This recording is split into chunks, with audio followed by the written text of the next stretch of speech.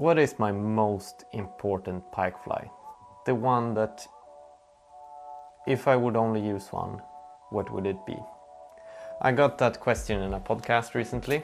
In this video, I thought I'm gonna tie this fly that I've chosen.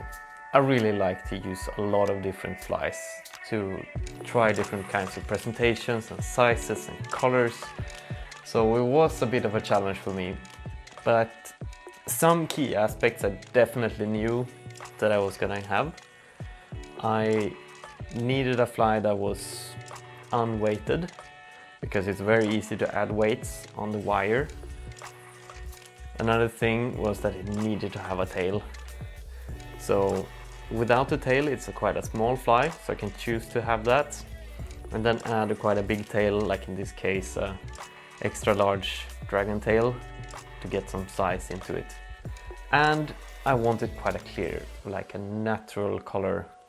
So to spice things up, I made like a pike or perch color. So some green, fluorescent chartreuse and olive red on the other side here.